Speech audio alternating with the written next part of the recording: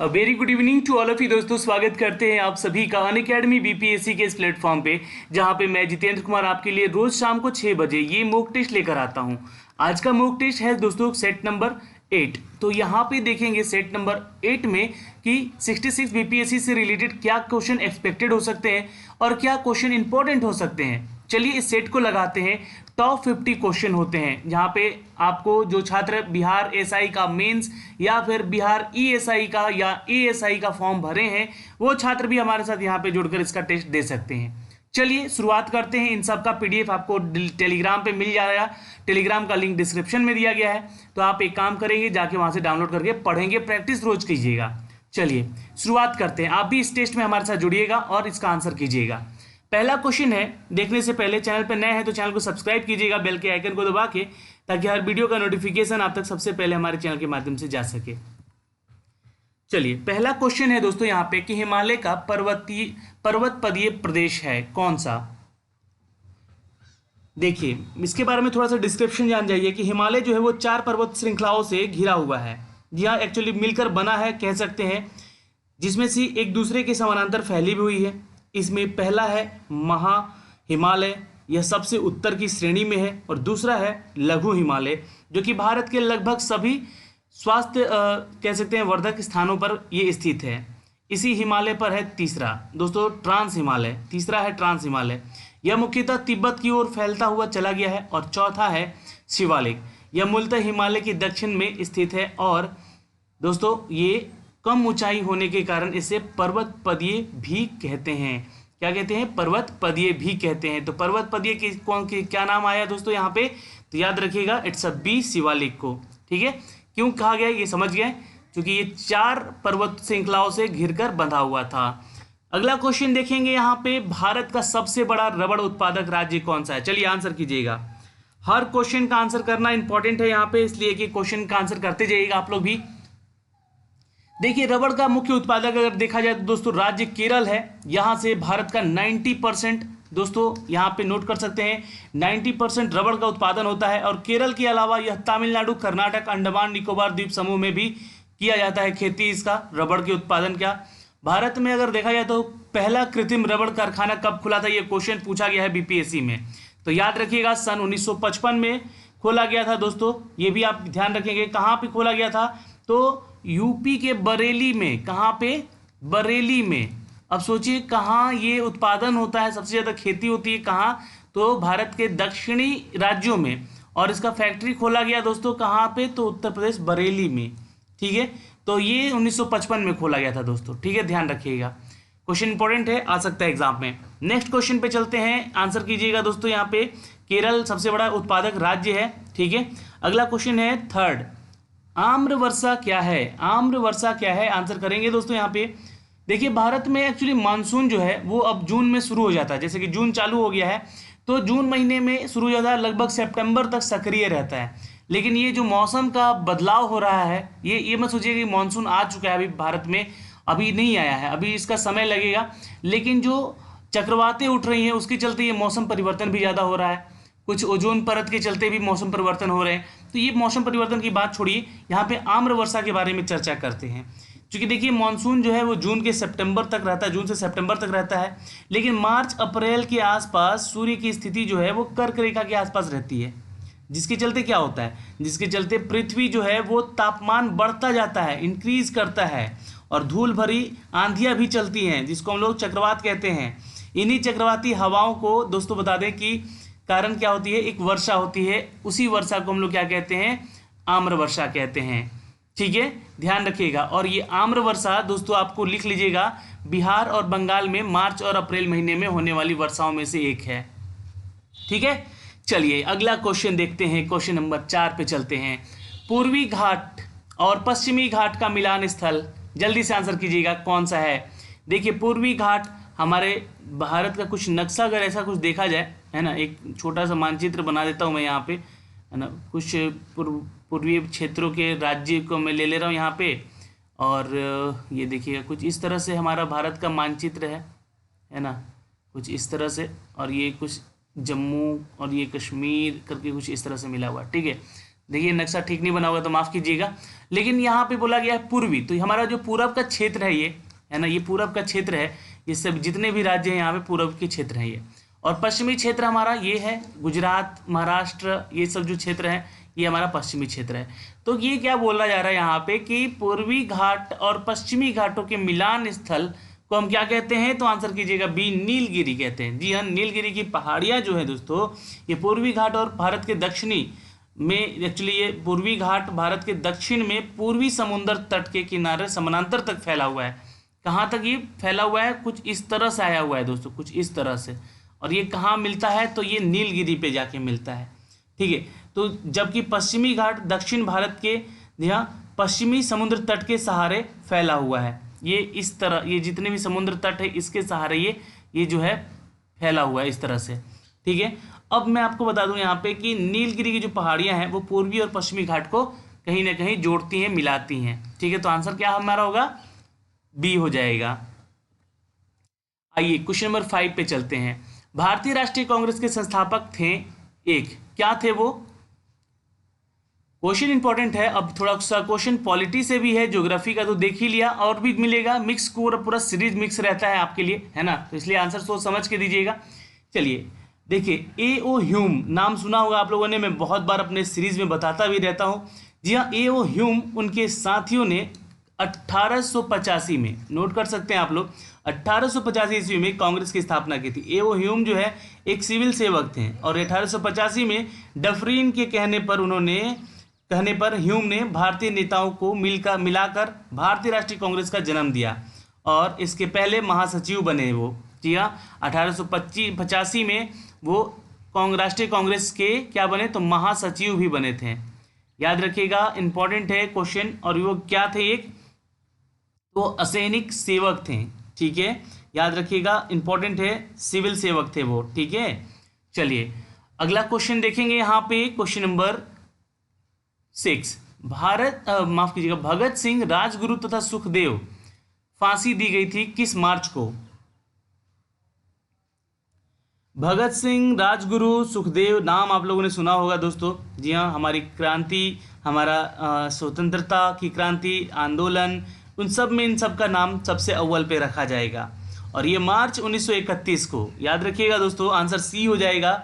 मार्च 1931 को यहाँ पे इनको फांसी दी गई। कहाँ दी गई थी, तो दी गई थी दोस्तों लाहौर में। याद रखिएगा, फांसी लाहौर केस में दिया गया था इनको। लाहौर में एक अधिवेशन चल रहा था, वहाँ पे इन लोगों ने बम ब्लास्ट किया था, जिसके चलते वहाँ पे इनको फांसी की सज़ा सुनाई गई थी। 7 पे आते हैं। लंदन में जनरल डायर को किसने गोली मारी? ये क्वेश्चन पूछा गया है बीपीएससी में। अभी हाल ही में एमपीपीएससी का एग्ज़ाम हुआ है जो पिछले ईयर वाला, उसमें भी ये क्वेश्चन शामिल था। लंदन में जनरल डायर को किसने गोली मारी थी? बिल्कुल याद रखिएगा, आंसर हो जाएगा इट्स अ, जी हाँ, नोट कर लीजिएगा, लंदन में जनरल डायर की हत्या जो है उधम सिंह ने की थी।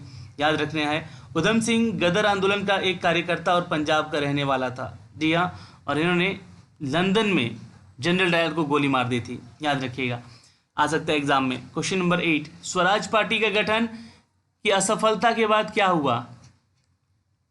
स्वराज पार्टी का जब गठन हुआ उसका असफल कारण पूछा गया दोस्तों, तो बताइएगा असहयोग आंदोलन ही असफलता का कारण बना था। ठीक है, आंसर क्या करेंगे, क्योंकि इसकी स्थापना हुई थी दोस्तों 1923 में स्वराज पार्टी की। ठीक है, ध्यान रखिएगा, किसने की थी, तो मोतीलाल नेहरू ने की थी। किसने की थी? मोतीलाल नेहरू ने की थी, और देशबंधु चित्तरंजन दास ने किया था। जब असहयोग आंदोलन अपने चरम पे था उस समय चौरी चौरा नामक एक स्थान पर एक हिंसक कार्रवाई हो गई, जिसे हम लोग चौरी चौरा कांड भी कहते हैं, और ये नाराज़ होकर गांधी जी ने असहयोग आंदोलन वापस ले लिया था। तो असहयोग आंदोलन का ये विफलता माना जाता है। क्वेश्चन नंबर 9 पे आते हैं। आईएनए की स्थापना कहाँ हुई? आईएनए की स्थापना कहाँ हुई? आंसर करेंगे दोस्तों, इट्स सी, सिंगापुर में। नोट कर लीजिएगा। चलिए एक सवाल मैं आपसे यहाँ पे पूछता हूँ कि सिंगापुर के कैपिटल का नाम आपको नीचे कमेंट बॉक्स में कमेंट करना है, और ठीक है, यहाँ पे चैटिंग में नहीं, कमेंट बॉक्स में जाके कमेंट कीजिएगा। सिंगापुर का कैपिटल का नाम और यहाँ की करेंसी का नाम, ये दोनों ही, ये आज का टास्क है आपका। ठीक है, चलिए नेक्स्ट क्वेश्चन है दोस्तों 10। अखिल भारतीय खिलाफत सम्मेलन 1919 में हुआ, उसका अध्यक्ष किसे चुना गया? देखिए सबसे पहले तो आपको पता होना चाहिए कि 23 नवंबर, ध्यान दीजिएगा, 23 नवंबर सन 1919 में, जी हाँ, सन 1919 में दिल्ली में संपन्न अखिल भारतीय खिलाफत सम्मेलन के अध्यक्ष बने थे महात्मा गांधी जी। नोट कर सकते हैं, आंसर हमारा ए हो जाएगा। डेट याद रखिएगा 23 नवंबर। ये क्वेश्चन बीपीएससी में ही पूछा गया है और ये रिपीट होगा, हो सकता है कि रिपीट भी कर दिया जाए। वैसे तो बीपीएससी में क्वेश्चंस जो हैं हिस्ट्री के और करंट के बहुत कम रिपीट होते हैं और सबसे ज़्यादा वेटेज इसी का रहता है, सच पूछे तो। ठीक है, हिस्ट्री और जिसका करंट इंपॉर्टेंट है, करंट में आपको राष्ट्रीय घटनाक्रम, अंतर्राष्ट्रीय घटनाक्रम के अलावा खेल जगत, स्टैटिक जीके को कवर अप करना होगा। स्टैटिक जीके के अलावे जो पूरे साल जो अवार्ड दिए गए, लेखक, पुस्तक, ये सभी चीज़ कवर अप करना होगा जो स्टैटिक जीके का पार्ट होता है, तब जाके आपके स्कोर कम से कम यहाँ पे अच्छा आ सकता है, वेटेज देगा ये दोनों टॉपिक, हिस्ट्री और आपका करंट। तो थोड़ा सा ध्यान दीजिएगा यहाँ पे। क्वेश्चन नंबर 11 पे आते हैं। 1908 में बाल गंगाधर तिलक को जेल हुई थी, कितने सालों की? तो देखिए यहाँ पे वर्ष 1908 की बात करेंगे जब दोस्तों यहाँ पे, तो आप ध्यान रखेंगे कि लोकमान्य बाल गंगाधर तिलक द्वारा अपने पत्र केसरी में इन्होंने क्या कहा था? देश का दुर्भाग्य शीर्षक का एक लेखक लिखा था, जिसमें कि सरकार की अन्यायपूर्ण नीतियों के बारे में प्रकाश डाला। इस प्रकार प्रतिक्रिया में अंग्रेज सरकार आकर उन्हें राजद्रोह के आरोप में कितने? बिल्कुल 6 साल की सजा सुना दी थी। आंसर क्या करेंगे यहाँ पे? बी कर लीजिएगा। नेक्स्ट क्वेश्चन पे चलते हैं। क्वेश्चन नंबर 12 पे आते हैं। अधिकतम नरमपंथी नेता थे, चलिए किस क्षेत्र में थे? अधिकतम नरमपंथी नेता किस क्षेत्र में थे? आंसर करेंगे दोस्तों फटाफट। यहाँ पे क्वेश्चन सारे इंपॉर्टेंट है, आ सकता है एग्जाम में आपके। देखिए आंसर करेंगे दोस्तों, इट्स अ बी, शहरी क्षेत्रों में जो नरमपंथी के लोग थे ज़्यादा उस समय। 13 पे चलते हैं। 1857 के विद्रोह में बिहार में 15 जुलाई 1857 से 20 जनवरी 1858 तक केंद्र किसका था? बिल्कुल आंसर करेंगे दोस्तों डी, जगदीशपुर। ये केंद्र इसलिए था क्योंकि बिहार का ये विद्रोह जो था 1857 का, ये कौन नेतृत्व कर रहा था? तो बाबू वीर कुंवर सिंह। याद रखिएगा कौन कर रहा था? बाबू वीर कुंवर सिंह कर रहे थे, और जिनका ये स्थान होता है जिला आरा के, मतलब कह सकते उस समय ये क्षेत्र जो था वो पूरा एक भोजपुर क्षेत्र था, भोजपुर बेल्ट कहलाता था। जी हाँ, जगदीशपुर का एरिया था उनका। ठीक है, तो ये जो क्षेत्र था दोस्तों ये केंद्र हुआ करता था। क्वेश्चन नंबर 14 पे आते हैं। होज विद्रोह कब हुआ? होज विद्रोह के दौरान, कब, किस दौरान में हुआ, ये क्वेश्चन पूछा गया है। होज विद्रोह, तो आंसर कर दीजिएगा सी, 1820 से 1821 के दौरान हुआ था। ठीक है, ध्यान रखिएगा। एक अगला क्वेश्चन है दोस्तों, क्वेश्चन नंबर 15। पंचायती राज प्रथम परिवर्तित किया गया था। चलिए ये थोड़ा सा पॉलिटी से क्वेश्चन आया है, इसके बारे में जानते हैं। पंचायती राज के बारे में अक्सर एग्जाम में क्वेश्चन पूछे जाते हैं। तो पंचायती राज प्रथम जो दोस्तों सन 1959, लिख लीजिएगा पहले तो एक चीज, ये कहाँ थे? तो राजस्थान में शुरुआत किया गया। ठीक है, राजस्थान में शुरुआत किया गया और नागौर जिला से शुरू किया गया था यहाँ के। जी हाँ, इसकी शुरुआत पहले हमारे देश के प्रधानमंत्री थे पंडित जवाहरलाल नेहरू जी थे, उन्होंने की थी। तो ये आप थोड़ा सा क्वेश्चन भी लिख लीजिएगा, ये क्वेश्चन पूछा गया एग्जाम में।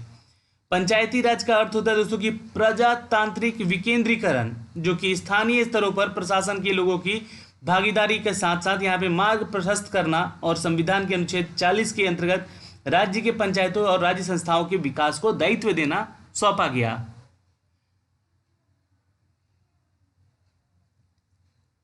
आंसर क्या करेंगे? इट्स डी, राजस्थान में शुरुआत किया गया था। वैसे तो मैंने आपको पहले बता दिया था आंसर, लेकिन ये सारी चीज आपको जानना जरूरी था, जो टॉपिक मैंने यहाँ पे इंपॉर्टेंट बताया है।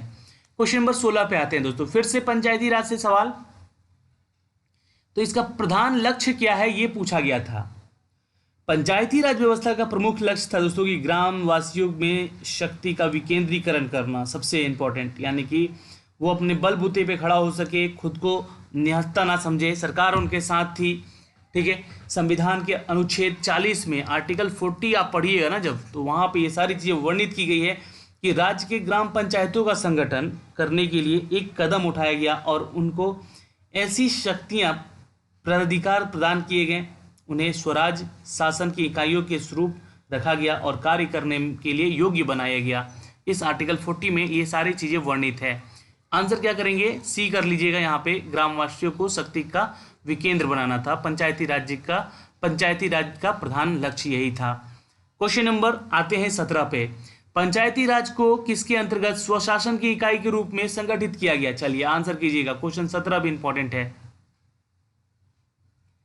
बिल्कुल याद रखेंगे दोस्तों। ग्राम पंचायतों के गठन के संबंधी अगर हम बात करें दोस्तों, तो राज्य सरकार को स्पष्ट निर्देश दिए गए थे कि भारतीय संविधान के उल्लेखित राज्य के नीति निर्देशक तत्वों के अंतर्गत आर्टिकल 40 को मद्देनजर रखते हुए, है ना, आर्टिकल 40 को ध्यान में रखते हुए, क्योंकि नीति निर्देशक तत्व सरकार के लिए विधि रूप है जो कि बाध्य नहीं होनी चाहिए, इसलिए पंचायती राज प्रणाली को आंशिक रूप से ही अस्तित्व में लाने की बात की गई।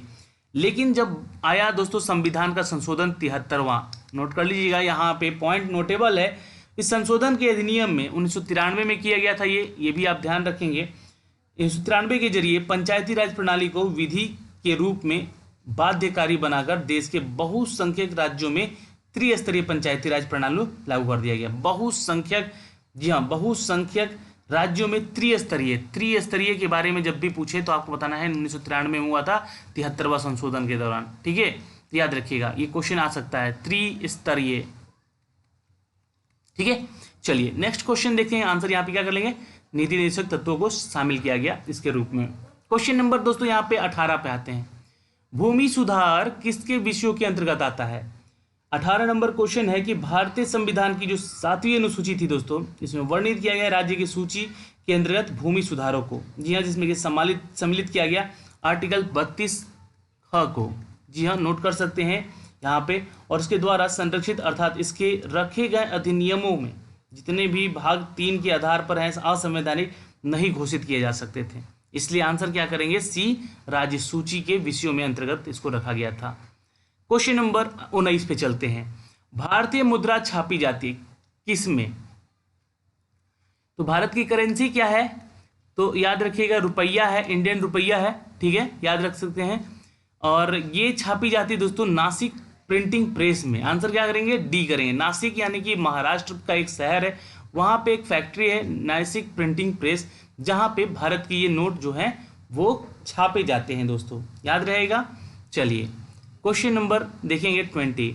भारत में पहला पन बिजली शक्ति केंद्र प्रारंभ कब हुआ था? भारत में पहला पन बिजली शक्ति केंद्र प्रारंभ हुआ था दोस्तों, एक तो याद रखिएगा डी यानी कि शिव सुंदरम में। ये कब हुआ था मैंने बोल दिया है, तो इसलिए आप ध्यान रखिएगा सन 1902 में देश का पहला पन बिजली जो है वो कर्नाटक में खोला गया था, शिव सुंदरम में। ये आपको पता हो गया कि शिव सुंदरम कहाँ है, तो कर्नाटका में। ठीक है, याद रहेगा। चलिए अगला प्रश्न देखते हैं, प्रश्न संख्या 21। दुर्लभ मुद्रा का आशय उस मुद्रा से है जो, चलिए आंसर करेंगे दोस्तों यहाँ पे, दुर्लभ मुद्रा का आशय उस मुद्रा से है जो, जी हाँ, नोट कर सकते हैं सी, यानी कि विकसित देशों का है। ठीक है, आंसर क्या करेंगे, सी।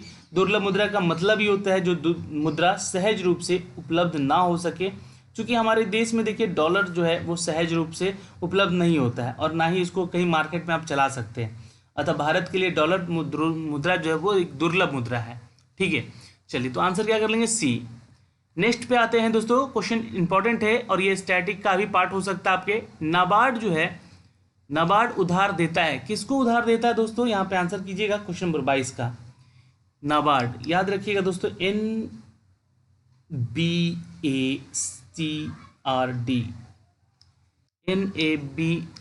NABARD, NABARD.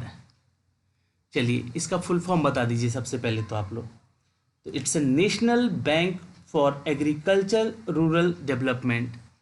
National agriculture, this is national bank, इसका इन for national bank for agriculture rural development. ठीक है, NAB मतलब नेशनल बैंक हो गया। ठीक है, ध्यान रखिएगा।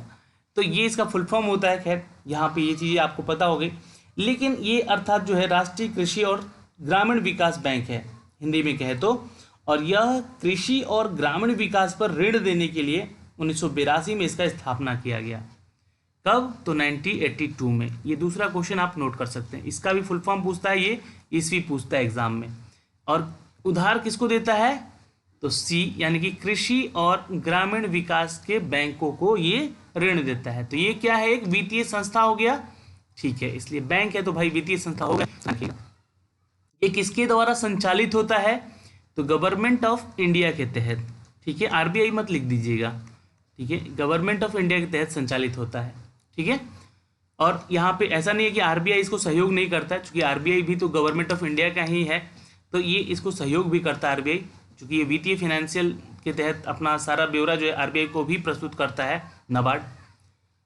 क्वेश्चन नंबर 23 पे आते हैं दोस्तों। WTO अस्तित्व में आया, कब आया दोस्तों? चलिए आंसर करेंगे 23 का। यहाँ पे WTO जो है दोस्तों अस्तित्व में आया था 1995 में, तो वर्ल्ड ट्रेड ऑर्गेनाइजेशन, नोट कर सकते हैं दोस्तों। और इसका मुख्यालय कहाँ है? जेनेवा, नोट कर सकते हैं, जेनेवा स्विट्जरलैंड में ही है, ठीक है, याद रहेगा। नेक्स्ट क्वेश्चन पे चलते हैं 24 पे। क्षेत्रीय ग्रामीण बैंक को, जिसे ग्रामीण बैंकों के रूप में पुकारा जाता है, वर्गीकृत है, किस रूप में वर्गीकृत किया गया है क्षेत्रीय ग्रामीण बैंकों को? बिल्कुल, देश में अभी दोस्तों बता देना चाहते हैं कि करीब 86 ऐसे क्षेत्रीय ग्रामीण बैंक हैं, आरआरबी।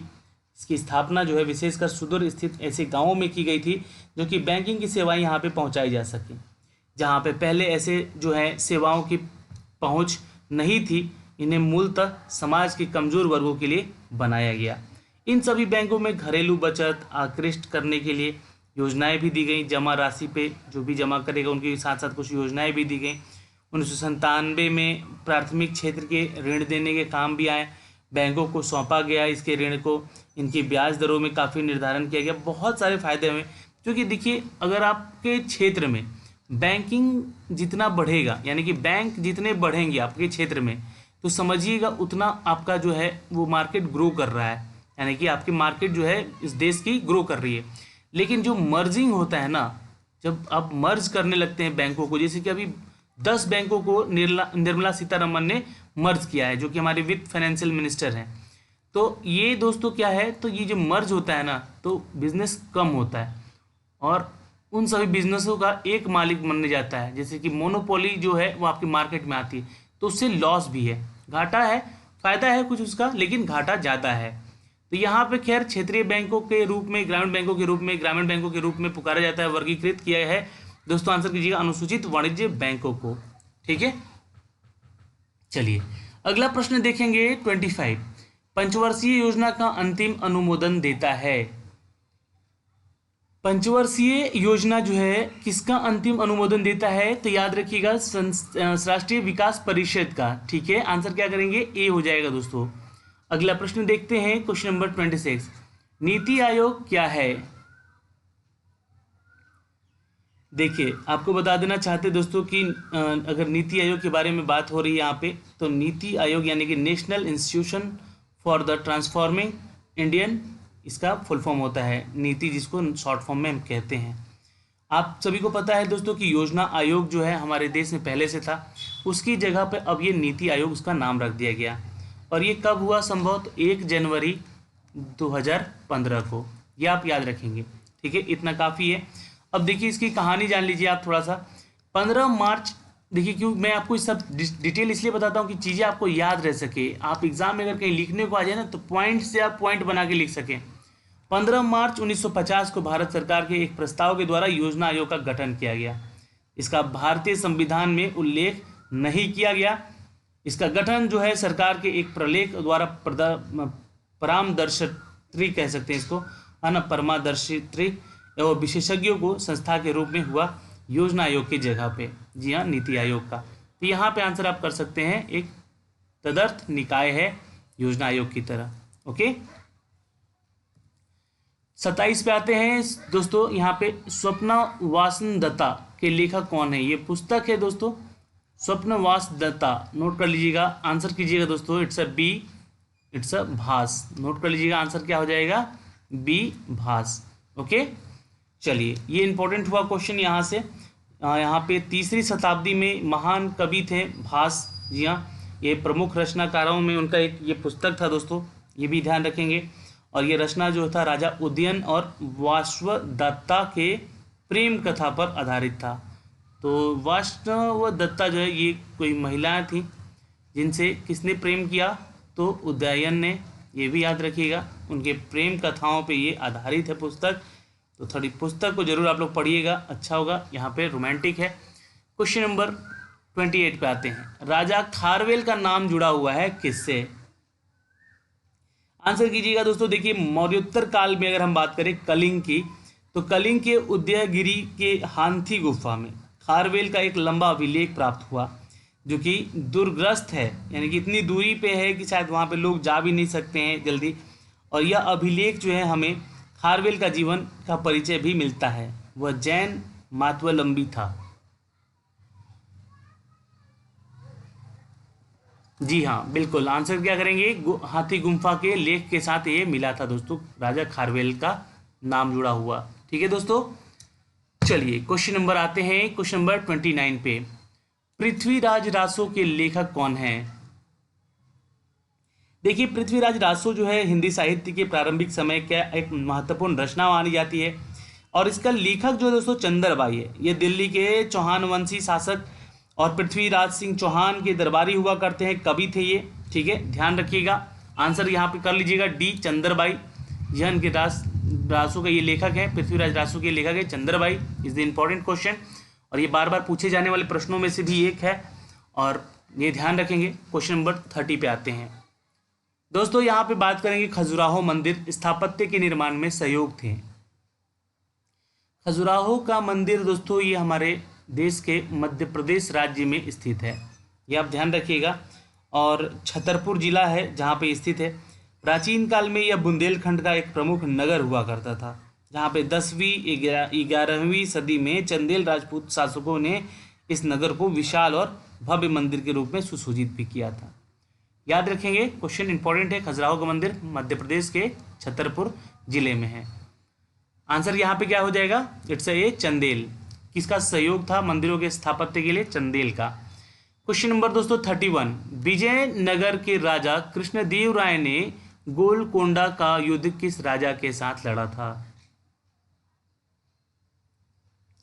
बिल्कुल आंसर करेंगे यहाँ पे, इट्स ए कुली कुतुब शाह के साथ। जी हाँ, आंसर क्या करेंगे, कुली कुतुब शाह के साथ विजयनगर के साम्राज्य। जी हाँ, और तुलु वंशीय महान शासक थे कृष्णदेव राय, जो कि 1509 से लेकर जी हाँ 29 तक, है ना, काफ़ी लंबा समय इनका था। गोलकुंडा के सुल्तान कुली कुतुब शाह को सालू तीतम, जी हाँ ढूंढ लीजिएगा, सालू तीतम के द्वारा परास्त कराया था इनको। क्वेश्चन नंबर 32 पे आते हैं दोस्तों। चलिए आंसर कीजिएगा। मसनवीस, जो कि बाबर द्वारा मुस्लिम कानून के नियमों का संग्रह करता है, उसका नाम क्या है?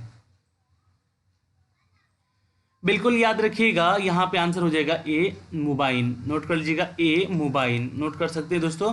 क्योंकि देखिए, मुगल साम्राज्य की बात करें अगर यहाँ पे, तो इसकी स्थापना बाबर ने की थी। ठीक है, बाबर एक विद्वान शासक था, उसके दरबार में विद्वानों का आदर किया जाता था।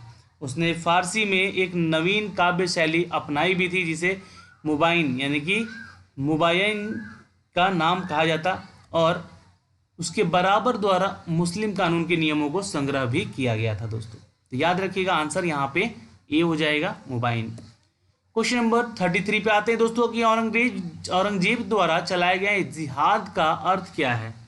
देखिए, अभी भी आप लोग ये वर्ड बहुत सुनते होंगे, जहाँ ISIS जो है, ये जब आतंकवादी संगठन है वो जिहाद की बातें करते हैं, तो इसका अर्थ क्या होता है एक्चुअली, समझिएगा इस चीज़ों को। आंसर कीजिएगा, यह एक होली वार है। क्या है ये? होली वार है, एक लड़ाई है, एक युद्ध है। जी हाँ, क्या है ये युद्ध? तो ये जब औरंगजेब थे उस समय शासक थे हमारे देश में, एक उत्साही सुन्नी मुसलमान थे ये, और उसकी धार्मिक नीति जो है वो सांसारिक लाभ के किसी विचार से प्रभावित नहीं होती थी। और इनके द्वारा चलाए गए जिहाद का अर्थ होता है दारुल इस्लाम, यानी कि जो होली वार कह सकते हैं, है ना।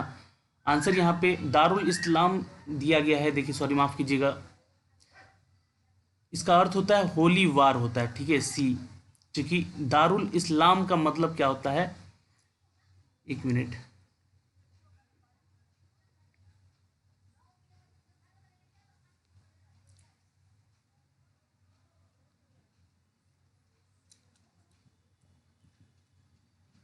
चलिए क्वेश्चन नंबर 33 पे आते हैं दोस्तों। औरंगजेब द्वारा चलाए गए जिहाद का अर्थ क्या होता है? तो यहाँ पे आंसर करेंगे दारुल इस्लाम होता है दोस्तों, ठीक है। जिहाद का मतलब क्या होता है? तो दारुल इस्लाम होता है, नोट कर सकते हैं। औरंगजेब एक उत्साही सुन्नी मुसलमान हुआ करता था और वो अपने धार्मिक नीति सांसारिक लाभ के लिए किसी भी विचार से प्रभावित नहीं था।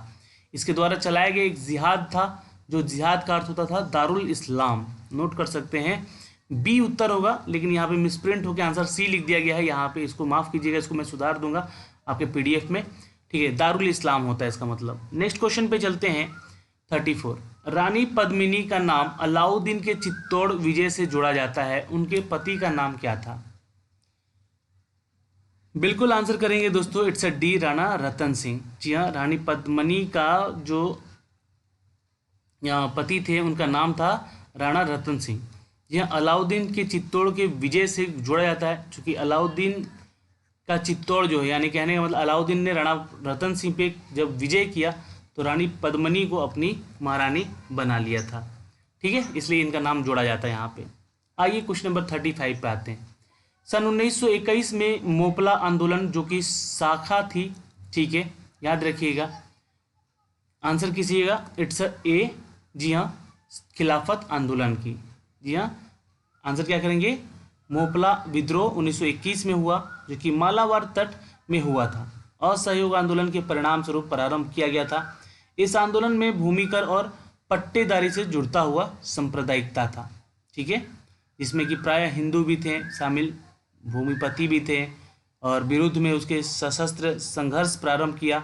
मोपलो नाम याद होगा आपको। मोपलो ने स्थानीय खिलाफत के नेता अली मुसलियार को बनाया था। किसको? अली मुसलियार को। क्वेश्चन नंबर 36 पे आते हैं दोस्तों। यहाँ पे करीब 6 जुलाई 1942 में वर्धा में महात्मा गांधी ने कांग्रेस की कार्यकारी समिति में अपने भारत छोड़ो आंदोलन का चर्चा किया।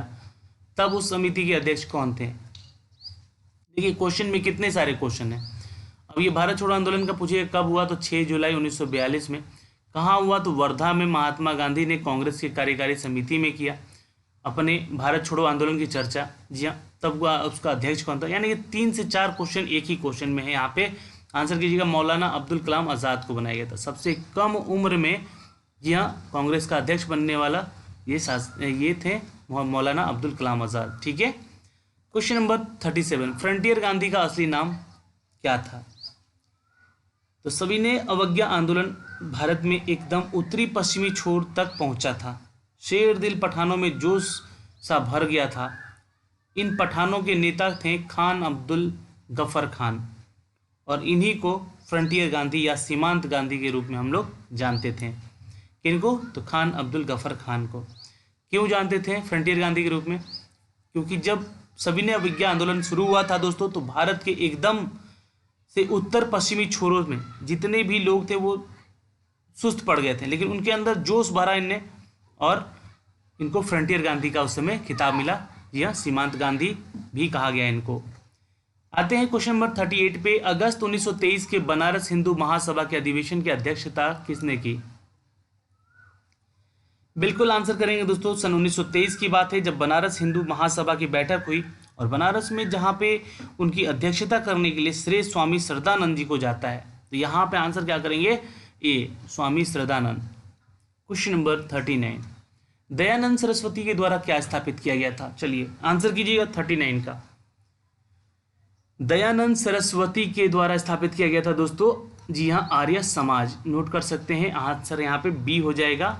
चलिए, स्वामी दयानंद सरस्वती के लिए यहाँ पे 1800 दोस्तों बता दें कि 1875 में बम्बई में आर्य समाज की स्थापना की गई थी, ठीक है, और 1824 ईस्वी में गुजरात में मौरवी रियासत में हुआ था ये। Question number 40। उपन्यास दुर्गेशन नंदिनी, नोट कर लीजिएगा कि लेखक कौन है? बिल्कुल आंसर करेंगे दोस्तों, it's D, Bankim Chandra Chatterjee. D is the right answer, नोट कर सकते हैं। प्रसिद्ध उपन्यास दुर्गेश नंदिनी के लेखक थे दोस्तों बंकिम चंद्र चटर्जी, और सुप्रसिद्ध बंगाल साहित्यकार थे बंकिम चंद्र चटर्जी। यह पहली रचना थी उनकी। इसके अलावा इनका प्रसिद्ध उपन्यास आनंद मठ भी है, जिसमें कि राष्ट्रीय गीत वंदे मातरम का संकलन किया गया है। आंसर हमारा डी कर लेंगे यहाँ पे। क्वेश्चन नंबर 41 पे आते हैं दोस्तों। क्वेश्चन नंबर 41 थोड़ा साइंस से क्वेश्चन, यहाँ पे ध्यान दीजिएगा और आंसर देने का प्रयास भी कीजिएगा। मनुष्य जो है यानी कि पुरुष के जीन में संगठन होता है, किसका होता है दोस्तों? तो देखिए, मनुष्य की जो कोशिकाएं होती हैं, है ना, उसमें 46 गुणसूत्र होते हैं, जिसमें कि पुरुष वर्ग में 22 जोड़े होते हैं, जिसको हम लोग अलिंग सूत्री कहते हैं, और एक जोड़ा लिंग सूत्री होता है, जिसे हम लोग XY कहते हैं। ठीक है। और स्त्री में 22 जोड़े होते हैं, लेकिन वो समजातीय गुणसूत्र होते हैं। समजातीय बोले तो X का होता है। तो यहाँ पे आंसर क्या हो जाएगा? It's a B, XY। ठीक है। कैसा है ये? तो अलिंग सूत्री है, यानी कि अलग अलग सूत्री है, एक X है तो एक Y है, लेकिन जो फीमेल में होता है वो दोनों ही समजातीय होता है। ठीक है। चलिए, इसीलिए इसका यही एक कारण से जो दोस्तों आपको बता दें कि जो पिता बनते हैं लोग किसी भी बेबी बॉय का या फिर बेबी गर्ल का, है ना, वो डिपेंड करता है दोस्तों किस पे? तो पुरुष पे। जी हाँ, इसलिए महिलाओं को कभी भी दोष ना दे कि तुम सिर्फ लड़कियां पैदा क्यों कर रही हो, ऐसा कभी नहीं बोलना है, और कभी नहीं बोल सकता है कोई ऐसा। यहाँ पे भी इसके लिए तो आपराधिक इसको दंड माना गया है। ठीक है। इसको अपराध भी, इसको दंड दिया जा सकता है आपराधिक रूप से। ठीक है। तो यहाँ पे जो लड़का हो या लड़की हो, है ना, किसी भी महिला को, उसका डिपेंड करता है पुरुष के गुणसूत्रों पे। ठीक है। चलिए, क्वेश्चन नंबर 42 पे आते हैं। निम्न रक्त वर्ग सर्वात्रिक दाता होता है, कौन होता है दोस्तों? आंसर करेंगे दोस्तों, इट्स जी हाँ, नोट कर लीजिएगा, O ग्रुप। ठीक है। रक्त जो समूह है यूनिवर्सल डोनर कहलाता है, ब्लड ग्रुप O। रक्त का जो सर्वाग्राही होता है यानी यूनिवर्सल रेसिपिएटर जो होता है वो कौन होता है दोस्तों? तो AB ग्रुप होता है। ठीक है। चलिए, क्वेश्चन नंबर 43। प्रकाश संश्लेषण क्या होता है दोस्तों, मतलब कब होता है? तो प्रकाश संश्लेषण के लिए दोस्तों कार्बन डाइऑक्साइड की आवश्यकता होती है, लेकिन यह क्रिया जो है पूर्ण होने के लिए ऑक्सीजन और हाइड्रोजन की भी उत्पत्ति होती है। तो ये जो है केवल दिन में होता है, इनको जो भोजन मिल पाता है वो दिन में ही मिल पाता है, क्योंकि जो पौधे होते हैं रात के समय कार्बन डाइऑक्साइड जो है वो छोड़ते हैं। क्वेश्चन नंबर चलते हैं 44। प्रकाश संश्लेषण के लिए कौन सी गैस आवश्यक होती है? बिल्कुल आंसर करेंगे दोस्तों यहाँ पे 44 का, इट्स अ डी। जी हाँ, क्या? प्रकाश संश्लेषण के लिए इनको CO2 की आवश्यकता पड़ती है। ठीक है। Question number 45। जीव विकास को सर्वप्रथम किसने समझाया? बिल्कुल, Lamarck is the right answer, D is the right answer. Lamarck के द्वारा सर्वप्रथम जैव विकास को प्रतिपादित किया गया, और 1809 में, याद रखिएगा, 1809 में प्रकाशित फिलोसोफिन जूलॉजिक जो शीर्षक है उनकी पुस्तक में जीव विकास संबंधी उनके अपने सिद्धांत को बताया गया, यहाँ पे प्रतिपादित किया गया, और चार्ल्स डार्विन द्वारा जैव विकास संबंधियों को बताया गया। ठीक है। डार्विनवाद याद है ना, आप पढ़े होंगे इतिहास में भी। क्वेश्चन नंबर दोस्तों यहाँ पे देखेंगे 46। प्रयोगशाला में सर्वप्रथम DNA का संश्लेषण किया था, किसने? फटाफट आंसर करते हैं, और 4 क्वेश्चन बचा हुआ है यहाँ पे, अच्छे से और आंसर दे कर जाइएगा सभी के सभी। प्रयोगशाला में सर्वप्रथम DNA का संश्लेषण दोस्तों आंसर करेंगे यहाँ पे B, यानी कि खुराना ने किया था। ठीक है। चलिए, अगला क्वेश्चन है दोस्तों 47। पानी का घनत्व अधिकतम कब होता है? घनत्व पूछा है और अधिक पूछा है, तो याद रखिएगा इट्स ए 4 डिग्री सेल्सियस पर ही सबसे अधिक होता है। ठीक है दोस्तों। Question number 48।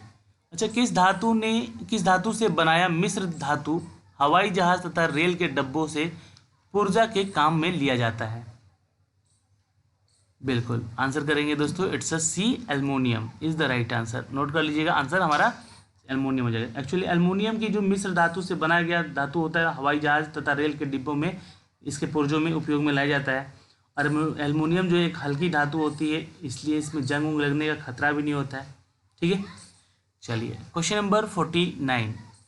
भारत में किस राज्य में चांदी उपलब्ध होती है? तो देखिए, अगर देश की बात करें दोस्तों, यहाँ पे देशों में तो चांदी के सबसे प्रमुख अयस्कों में अर्जेंटाइट, पायराजाइराइट है, और स्टेफेनाइट है, हॉर्न सिल्वर है, और ऑस्ट्रेलाइट है। जी हाँ, और भारत जो है सबसे अव्वल नंबर पे है चांदी की उत्पादन में। उससे अगर हम बात करें दोस्तों, अगर यहाँ पे राज्यों की, तो आंसर कीजिएगा बिहार। ठीक है, और बहुत जगह आपको यहाँ पढ़ने को मिलेगा दोस्तों कि बिहार नहीं, ये झारखंड बहुत लोग बोलेंगे, आंध्र प्रदेश बोलेंगे, लेकिन सबसे ज़्यादा यहाँ पे जी हाँ उपलब्ध कराई गई है राज्य के द्वारा, तो बिहार से। ठीक है, D is the right answer. Question number 50, किस गैस को आंसू गैस की तरह काम में लेते हैं? तो ये क्वेश्चन का आंसर सभी को पता होगा। आंसू गैस के रूप में SO2 को लेते हैं दोस्तों, आंसर हमारा बी हो जाएगा। ठीक है, SO2 यानी कि सल्फर डाइऑक्साइड का सूत्र है ये, और यह एक तीक्ष्ण गंध वाली गैस होती है, बहुत तेज महकती है। ठीक है दोस्तों, आज के लिए इतना ही था। यहाँ पे 50 प्रश्नों में आपने कितने उत्तर सही किए, ये कमेंट बॉक्स में कमेंट करके जरूर बताइएगा। रोज क्यूज अटेंड कीजिए शाम को 6 बजे, बहुत इंपॉर्टेंट होता है टॉपिक सारा का सारा, इसलिए हर दिन हमारे साथ जुड़िए। इसका PDF लीजिए, पढ़िए। घर बैठे हैं तो लॉकडाउन में कहीं नहीं जाना है, घर रहना है। अभी भी हमारा देश अनलॉक तो हो चुका है, लेकिन सुरक्षित नहीं है, इसलिए घरों में रहिए, ऑनलाइन पढ़ाई कीजिए। ठीक है, चैनल को सब्सक्राइब कर लीजिएगा बेल आइकन दबा के। बाय बाय, टेक केयर, ध्यान रखिएगा अपना और अपने परिवार का।